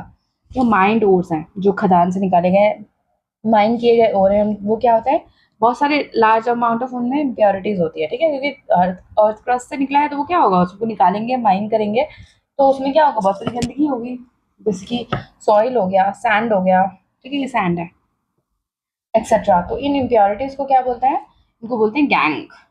The processes used for removing gangue from ore are based on differences between physical and chemical properties of gangue and ore.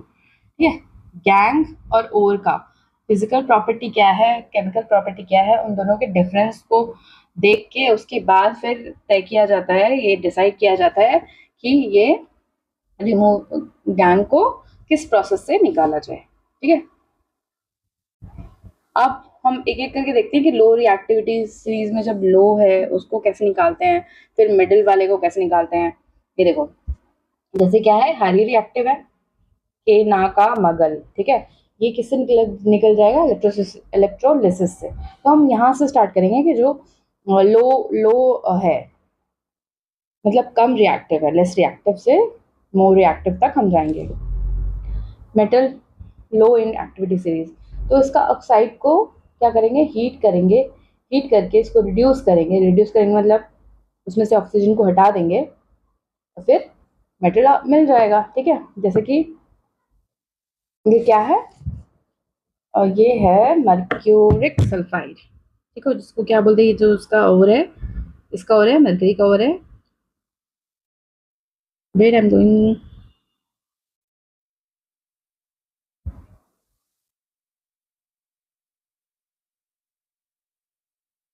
Mercuric sulphide, इसको oxygen के साथ रिएक्ट करके हीट कराया, ठीक है, तो क्या बन गया, mercuric oxide plus sulphur dioxide, ठीक है। तो ये इसको फिर से हीट किया तो ये क्या बन गया, ये हमारा आ गया मरकरी और ऑक्सीजन अलग हो गया, ठीक है। इसका क्या हो गया, रिडक्शन हो गया। रिडक्शन में क्या हो जाता है, ऑक्सीजन रिमूव हो जाता है, तो ऑक्सीजन से सल्फाइड से उसको अलग करना उतना ईजी नहीं था, इसलिए इसको ऑक्साइड में कन्वर्ट किया गया, उसके बाद इसको हीट करके आसानी से इसको निकाल लिया गया। फिर कॉपर ऑक्साइड को ऑक्सीजन के साथ रिएक्ट करा के क्या कराया, हीट कराया, तो कॉपर ऑक्साइड और सल्फर डाइऑक्साइड बन गया। अब इसको क्या है, अब इसको हीट करेंगे, इसको फिर से कॉपर सल्फेट के साथ हीट कराएंगे तो क्या होगा, कॉपर और सल्फर डाइऑक्साइड अलग हो जाएगा, ठीक है। ये प्रोसेस है, ये सबसे लो रिएक्टिविटी वाले का कॉपर, ठीक है। कौन है जी, आ गया हो, है ना, यहाँ पे था ना मरकरी।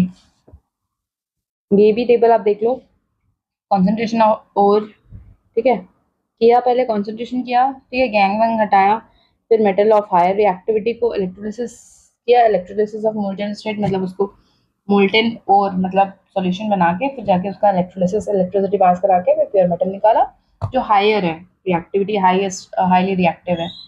जो मीडियम रिएक्टिविटी वाले हैं उनका फिर ये बाद में हम समझेंगे, पहले हम प्रोसेस देख लेते हैं एक एक करके, ठीक है। मिडिल ऑफ एक्टिविटी सीरीज में मॉडरेटली रिएक्टिव जो कि है आयरन, जिंक, लेड, ये देखो आयरन, जिंक, लेड, कॉपर, ठीक है, ये सब क्या है, मिडिल रिएक्टिविटी, मिडिल में है एक्टिविटी सीरीज के। अब ये सल्फाइड या फिर कार्बोनेट के फॉर्म में नेचर में पाए जाते हैं।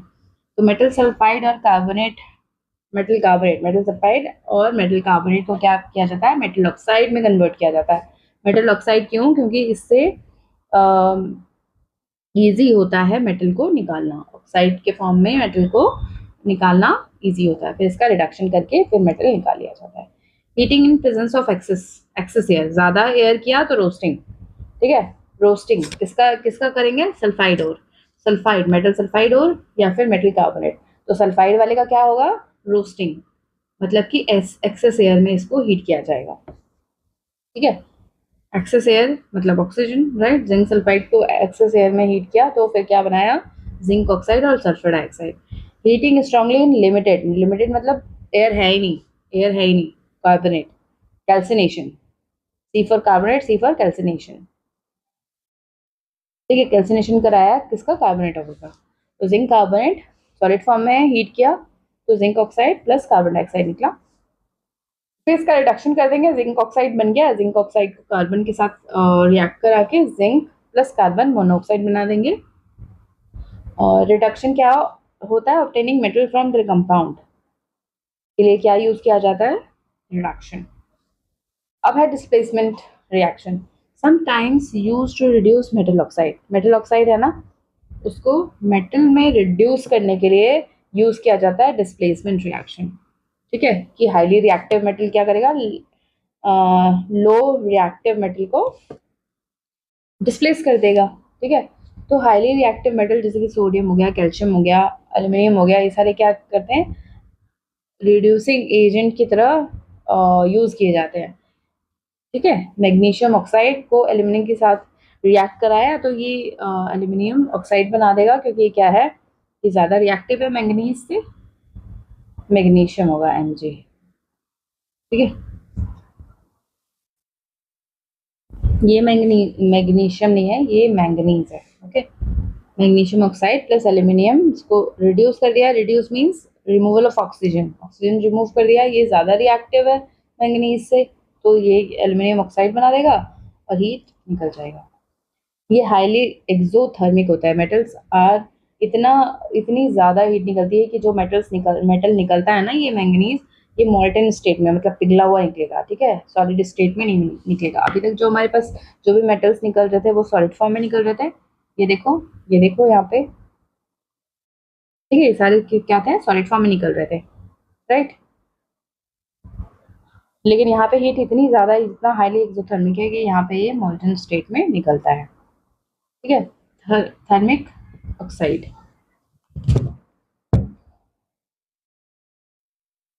Thermic reaction, thermite, thermite reaction.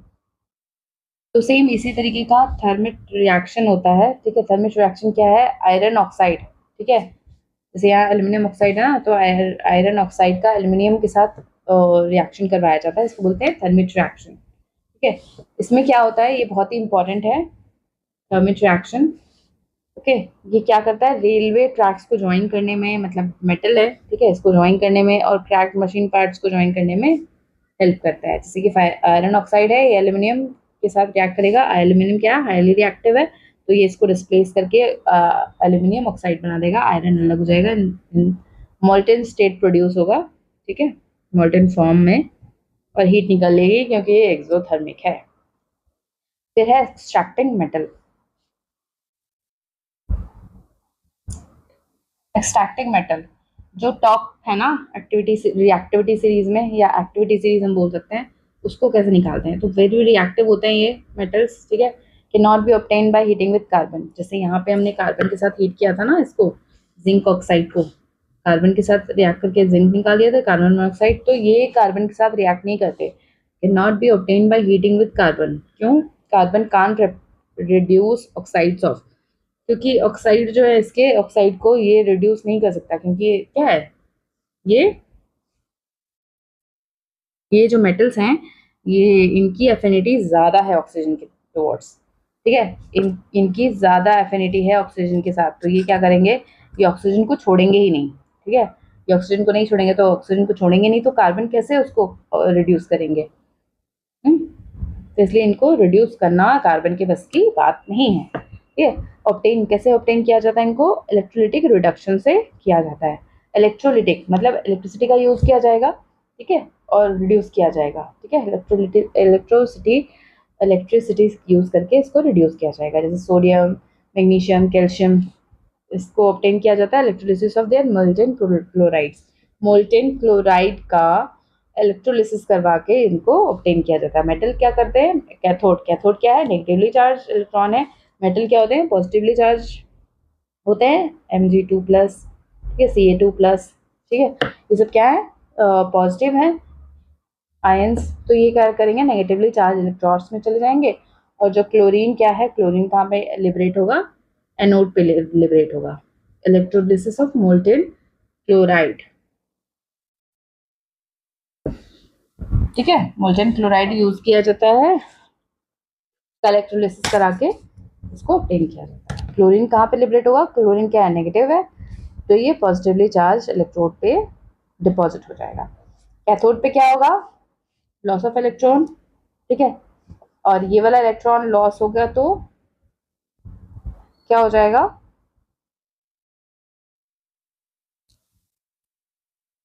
Sorry यहाँ गेन ऑफ इलेक्ट्रॉन हो रहा है, gain of electron is, gain of electron is oxidation, ठीक है।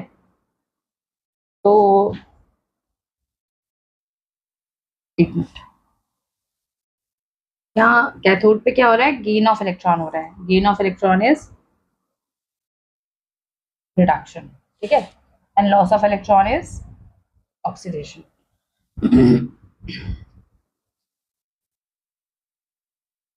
ओले ऐसे ही लर्न कर सकते हो, oxidation is loss of electron and reduction is gain of electron.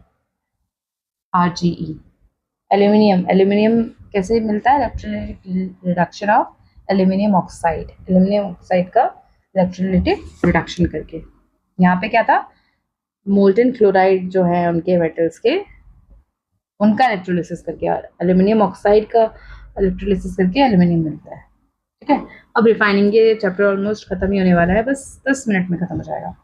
Refining of metals 5 से 10 minute. Refining of metals, reduction किया जाता है मेटल प्रोड्यूस, ठीक है। अब जो मेटल प्रोड्यूस हुए हैं, ठीक है, यहाँ पे हमें मेटल मिल तो गए हैं, ठीक है, मेटल मिल तो गए हैं, लेकिन ये प्योर नहीं है, इनको फिर प्योर मेटल में कन्वर्ट किया जाता है। इसके लिए इसको इलेक्ट्रोलिटिक रिफाइनिंग की जाती है, इसकी सफाई की जाती है इलेक्ट्रोलिसिस को यूज करके, जैसे कि कॉपर हो गया, जिंक हो गया, टिन हो गया, निकल हो गया, सिल्वर, गोल्ड, ये सब। एनोड पे क्या, एनोड क्या यूज किया जाता है, इम्प्योर मेटल। एनोड पे क्या होगा, लॉस ऑफ इलेक्ट्रॉन होगा, मतलब ऑक्सीडेशन होगा, ठीक है, एनोड पे इम्प्योर, इम्प्योर होगा तभी तो वो लूज करेगा ना इलेक्ट्रॉन, ठीक है। इम्प्योर मेटल यूज किया जाता है पॉजिटिव पे, ओके। कैथोड पे क्या किया जाता है, thin strip of pure metal use किया जाता है।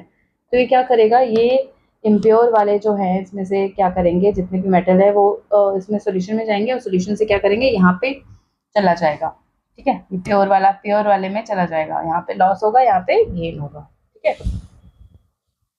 गेन इलेक्ट्रॉन्स, कैथोड क्या होगा, इलेक्ट्रॉन गेन करेगा, रिडक्शन कर देगा, ठीक है, reduction. Electrode from which electron flow out of the device, ठीक है, उसको बोलते हैं cathode. Thin strip of pure metal, impure कहाँ पे यूज किया जाता है, एनोड में, ठीक है। इम्प्योर जो ये वाला है जो हमें मिला है अभी ऊपर में, वो इम्प्योर कहाँ पे यूज किया जाएगा, एनोड पे। एनोड क्या है, एनोड को as a source of electron माना जा सकता है। इलेक्ट्रोलाइट क्या, इलेक्ट्रोलाइट जो सोल्यूशन हमें यूज की जाती है, इसको क्या, कौन सा इलेक्ट्रोलाइट यूज किया जाता है, मेटल सॉल्ट का, मेटल सॉल्ट का ही सोल्यूशन यूज किया जाता है, कि जितना यहाँ से निकलेगा उतना ही वो यहाँ से इस प्योर मेटल, प्योर इलेक्ट्रोड पे चला जाएगा। पासिंग करंट थ्रू इलेक्ट्रोलिसिस, जैसे ही करंट पास करा देते हैं तो क्या होता है, एनोड पे प्योर मेटल होता है, इलेक्ट्रोलाइट में डिसॉल्व हो जाता है वो मेटल, प्योर मेटल निकलता है एनोड से, क्योंकि वो इम्प्योर है ना, इम्प्योर है, इम्प्योर में से प्योर मेटल जाएगा सोल्यूशन में, सोल्यूशन में क्या करेगा, उसमें जाके घुल जाएगा। इक्विवेलेंट अमाउंट जो है मेटल का इलेक्ट्रोलाइट से निकल के कहाँ पे डिपॉजिट हो जाएगा, कैथोड पे डिपॉजिट हो जाएगा। सोल्यूबल इम्प्योरिटीज जो होती है, जो घुलने वाली इम्प्योरिटीज होती है वो सोल्यूशन में चली जाती है, और जो इनसोल्यूबल इम्प्योरिटीज होती है वो as anode mud, anode mud कहाँ पे, एनोड मड मतलब एनोड के का ही तो इम्प्योरिटी है ना, वो एनोड मड की तरफ, वो इनसोल्यूबल है तो वो नीचे यहाँ बैठ जाएगी सोल्यूशन में, ठीक है। ये देखो इम्प्योरिटी दिख रहा है आपको, एनोड मड, ठीक है, ये एनोड का इम्प्योरिटी यहाँ पे आ गई, और जो प्योर मेटल है वो यहाँ पे सोल्यूशन में आया, सोल्यूशन से फिर ये प्योर मेटल में चला गया। Electrolytic refining of copper, the electrolyte is a solution of acidified copper sulphate. ये सोल्यूशन कौन सा है? कॉपर सल्फेट, ठीक है। एसिडिफाइड कॉपर सल्फेट यूज किया जाता है इलेक्ट्रोलाइट में। Anode is impure copper, whereas the cathode is a strip of pure copper. On passing electric current, pure copper is deposited on the cathode. यही process है, simple सा। अब आप खुद रीड करोगे ना एनसीईआरटी तो आपको अच्छे समझ में आएगा। लास्ट टॉपिक है, ठीक है, कोरोजन। सिल्वर है ये हाइड्रोजन सल्फाइड जो कि एटमॉस्फेयर में प्रेजेंट होता है, एयर में प्रेजेंट होता है, इसके साथ मिलके क्या बनाया जाता है? सिल्वर सल्फाइड बनाया जाता है, जिसकी वजह से ये क्या हो जाता है? सिल्वर सल्फाइड बना के और हाइड्रोजन गैस रिलीज होती है, और इसी को बोलते हैं सिल्वर टार्निशिंग। कि सिल्वर में परत चल जाती है ना ब्लैक कलर की, है ना, काला पड़ जाता है थोड़ा टाइम जब सिल्वर यूज कर लेते हैं, सिल्वर ज्वेलरी तब, ठीक है। कॉपर, कॉपर का ये क्या है? सिल्वर टार्निशिंग भी है और इसको कोरोजन भी बोलते हैं, राइट। कॉपर भी क्या है? वाटर और कार्बन डाइऑक्साइड के साथ रिएक्ट करके क्या बनाता है? Copper carbonate, basic copper carbonate, जिसका फॉर्मूला है Cu2OH2CO3। ये क्या होता है? ग्रीन कलर का की परत चढ़ा देता है किस पे? कॉपर। कॉपर के जो चीजें होती है थोड़े टाइम के बाद क्या हो जाता है वो उस पर क्या, ये सब क्या है? वाटर और कार्बन डाइऑक्साइड ये एटमॉस्फेयर में प्रेजेंट है, इसके साथ रिएक्ट करके क्या कर देंगे? ग्रीनिश लेयर फॉर्म कर देंगे कॉपर के यूटेंसिल्स में। फिर है आयरन। आयरन ऑक्सीजन और वाटर जो कि क्या है? ये क्या है? मॉइस्चर को बोलते हैं, ठीक है। मॉइस्चर के साथ रिएक्ट करके ये रस्ट बना देता है, ठीक है। आयरन, ये रस्ट का फॉर्मूला है FeOH3, ब्राउन फ्लेकी फॉर्म में होता है रस्ट, अगर आपने देखा हो। अब है प्रिवेंशन, ये बहुत ही ज्यादा नुकसान कर देता है, ठीक है।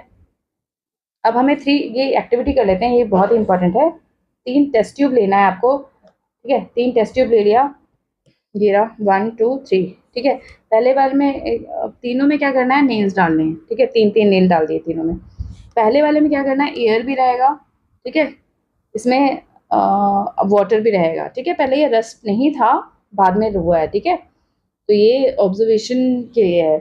और यहाँ पे देखो, सिर्फ इसी वाले केस में यहाँ पे क्या है? एयर है, और इसको एयर, और यहाँ वाटर है, और यहाँ पे एक लेयर जो है यहाँ पे चढ़ा दी गई है, किसकी? ऑयल डाल दिया। ऑयल डालने से क्या हो जाता है? एयर और वाटर मतलब अलग हो जाते हैं, ठीक है। Prevents air dissolving in the water, तो दोनों का मिलन नहीं हो पाएगा एयर और वाटर का। तो क्या है? सिर्फ इसको नेल को क्या मिल रहा है? सिर्फ वाटर ही मिल रहा है, ठीक है। यहाँ पे क्या है? अब यहाँ एयर नहीं मिल रहा है, ड्राई एयर कर दिया, ठीक है। Anhydrous calcium chloride as drying agent करते हैं, तो उसमें क्या होता है? इसको एयर को ये सारा सोख लेता है, ठीक है। और ड्राई एयर किसको यूज करके? एनहाइड्रस कैल्शियम क्लोराइड यूज करके। क्या है? कैल्शियम क्लोराइड क्या है? ड्राइंग एजेंट है, इसको यूज करके। तो हम देख रहे हैं कि जिसमें एयर और वाटर मिल रहा है उसी में ही आयरन रस्ट हुआ है, बाकी में आयरन रस्ट नहीं हुआ है। इसका मतलब है इसको एयर भी चाहिए और क्या चाहिए? पानी भी चाहिए। तो हमने जो अभी यहाँ फॉर्मूला देखा था, आयरन को रस्ट करने के लिए क्या चाहिए? ऑक्सीजन भी चाहिए और पानी भी चाहिए, ठीक है। अब प्रिवेंशन कैसे होता है? Painting, oiling, greasing, galvanizing, chrome plating, anodizing, जो हमने एल्यूमिनियम का भी पढ़ा था, ठीक है। एलॉय बना के, एलॉय क्या होता है? एलॉय होता है या तो मेटल को मेटल के साथ मिक्स करके, या तो मेटल को नॉन मेटल के साथ मिक्स करके क्या बना देते हैं? एक नया चीज बना देते हैं, जिससे क्या होता है? उसकी जो प्रॉपर्टी है बिल्कुल चेंज हो जाती है, ठीक है, जिसकी वजह से उसको कोरोजन से बचाया जा सकता है। अब गैल्वेनाइजेशन क्या है? Method of protecting steel and iron from rusting by coating them with a layer of zinc. अब स्टील और आयरन में जंग लग जाता है, ठीक है। स्टील और आयरन में जंग लग जाता है, जिसको जिंक की लेयर चढ़ा के जिंक की कोटिंग करके उसको प्रोटेक्ट किया जाता है, ठीक है। अब कैसे प्रोटेक्ट किया जाता है? तो जिंक ज़्यादा रिएक्टिव है आयरन से, तो क्या करेगा? ये सेक्रिफिशियल लेयर फॉर्म कर देता है, ठीक है, प्रोटेक्टिव लेयर फॉर्म कर देता है zinc outside the iron article. Iron का जो भी आर्टिकल है उसके बाहर में वो क्या कर देगा? एक प्रोटेक्टिव लेयर फॉर्म कर देगा जिंक, ठीक है। Form another oxide layer, zinc oxide, to form a coating, जिससे क्या हो जाता है? अंदर का जो ये आयरन है वो प्रोटेक्ट हो जाता है। अब एलॉइंग क्या है? Alloy is a homogeneous mixture. Homogeneous mixture मतलब एक ही जैसा मिक्सचर, है ना। सॉल्यूशन में हमने पढ़ा था, ठीक है, 9th में पढ़ा था आई गेस। होमोजेनियस मिक्सचर क्या होता है? Solution is a homogeneous mixture. तो वैसे ही अलॉइंग में भी क्या होता है? होमोजेनियस मिक्सचर है ये ऑफ टू और मोर मेटल्स, या फिर एक मेटल या नॉन मेटल, इसका होमोजेनियस मिक्सचर है। प्योर आयरन क्या होता है? सॉफ्ट और स्ट्रेच हो जाता है इजीली जब हॉट रहेगा, गर्म रहेगा तो सॉफ्ट होता है, तो सॉफ्ट होगा तो फिर तो हमें मजबूती कैसे मिलेगी? तो इसको स्मॉल अमाउंट ऑफ कार्बन के साथ ऐड करके इसको क्या किया जाता है? इसको हार्ड और स्ट्रांग बनाया जाता है, क्योंकि इसकी एलॉइंग क्यों की जाती है? ताकि जो एक मेटल या नॉन मेटल है उसकी प्रॉपर्टी चेंज करके जो डिजायर्ड प्रॉपर्टी है उसमें कन्वर्ट किया जा सके या फिर प्रोटेक्ट किया जा सके। Soft and stretches easily when hot. ठीक है, कितना 0.05% ही यूज किया जाता है carbon to make it hard and strong. Stainless steel किस चीज का बना होता है? आयरन, निकल, क्रोमियम और कार्बन, इन सबको कंबाइन करके स्टेनलेस स्टील, जिसमें जंग नहीं लगता है, हार्ड होता है और डू नॉट रस्ट। प्रोसेस कैसा होता है ये? अब अलॉइंग का प्रोसेस कैसे होता है? मेल्टिंग प्राइमरी मेटल लिया, उसको मेल्ट किया। ठीक है, जिस मेटल को हमें एलॉय करना है उसको क्या किया? उसको पिघला दिया। फिर इसको इसमें क्या किया? Dissolve other elements in it, other elements इसमें मिक्स कर दिया इन डेफिनेट प्रोपोर्शन। ठीक है, एक फिक्स रेशियो में मिक्स कर दिया एलिमेंट को, ये नहीं कि कितना भी 1 चम्मच 2 चम्मच जितना मन करे उतना, नहीं, फिक्स प्रोपोर्शन में मिक्स करेंगे दूसरा एलिमेंट। फिर इसको कूल किया जाता है रूम टेम्परेचर पे। ठीक है, अगर मान लो एक मरकरी मेटल है, एक मेटल कौन सा लिया हमने? मरकरी लिया, इसको हम क्या बोलते हैं? उस अलॉय के अगर अगर हम अलॉय बना रहे हैं उसमें एक जो मेटल है वो मरकरी है तो उसको क्या बोलेंगे? एमलगम। इलेक्ट्रिकल कंडक्टिविटी और मेल्टिंग पॉइंट जो है अलॉय की वो कम होती है देन प्योर मेटल। मान लो प्योर मेटल है कोई, उसकी जितनी मेल्टिंग पॉइंट है उसको क्या किया जाता है? जैसे अलॉइंग करेंगे तो क्या करेंगे? उसका मेल्टिंग पॉइंट भी कम हो जाएगा। ठीक है, जैसे कि ब्रास अलॉय है किसका? कॉपर और जिंक का। ठीक है, और ब्रॉन्ज किसका है? कॉपर और टिन का। ये दोनों क्या है? नॉन कंडक्टर्स ऑफ इलेक्ट्रिसिटी है। ठीक है, वैसे तो कॉपर क्या कर सकता है? Copper can conduct electricity and use to make electrical circuit, क्योंकि ये क्या है? ज्यादा गुड कंडक्टर है इलेक्ट्रिसिटी का। लेकिन जब अलॉय बना दिया तो ये क्या हो गया? इसको non good conductor of electricity बना दिया। ठीक है, ये एग्जाम में आता है। ब्रास किसका अलॉय है? ब्रॉन्ज किसका है? तो ब्रास किसका है? कॉपर और जिंक। ठीक है, ब्रॉन्ज किसका है? कॉपर और टिन। सोल्डर किसका है? लेड और टिन का। लेड और टिन का। इसका भी लो मेल्टिंग पॉइंट है, use for welding electrical wires together. Electrical wires है, इसको ज्वाइन करने के लिए क्या यूज किया जाता है? ये सोल्डर। ओके, प्योर गोल्ड जो कि 24 कैरेट गोल्ड होता है, ये बहुत ही सॉफ्ट होता है और इससे ऑर्नामेंट नहीं बना सकते हम। अगर ऑर्नामेंट बनाएंगे तो बनेगा ही नहीं, एक्चुअली इतना सॉफ्ट होता है। तो इसलिए क्या होगा? इसमें या तो सिल्वर या फिर कॉपर मिला दिया जाता है ताकि ये थोड़ा हार्ड हो जाए। तो इंडिया में जो भी ज्वेलरी यूज करते हैं वो जनरली कितना होता है? 22 कैरेट गोल्ड होता है और ये ऑर्नामेंट्स को बनाने में यूज होता है। It means that 22 part pure gold use किया, 22 कैरेट, 22 कैरेट का मतलब क्या है? 22 कैरेट का मतलब है 22 पार्ट गोल्ड और 2 पार्ट या तो कॉपर या फिर सिल्वर। ठीक है, wonder of ancient Indian metallurgy की कुतुब मीनार जो दिल्ली में है वो आयरन पिलर है और ये 1600 साल पहले बनाया गया था। आयरन वर्कर्स ऑफ इंडिया ने बनाया था। They had developed a process which prevented, ऐसा प्रोसेस उन्होंने उस टाइम में बनाया था कि जिससे आयरन को रस्ट नहीं लगे। ठीक है, अगर रस्ट लग जाए तो क्या होगा? आयरन खराब हो जाएगा। ठीक है, ब्रिजेस बर्बाद हो जाते हैं। ठीक है, आयरन आर्टिकल्स इतना कोरोड करते हैं। ठीक है, for its quality of rust resistance it has been examined. तो कौन सी चीज यूज की गई है कि इसको रस्ट रेजिस्टेंस मिला है? उसकी क्वालिटी को चेक करने के लिए काफी सारे साइंटिस्ट ने ऑल ओवर द वर्ल्ड इसको एग्जामिन किया। तो ये आयरन पिलर क्या है? 8 मीटर हाई है और 6 टन मतलब 6000 kg इसका वेट है। तो होपफुली आपको ये चैप्टर समझ में आया और मैंने कोशिश की कि एक ही वीडियो में ये कवर हो जाए। तो नेक्स्ट चैप्टर मुझे कौन सा स्टार्ट करना है, let me know in the comment section. ठीक है।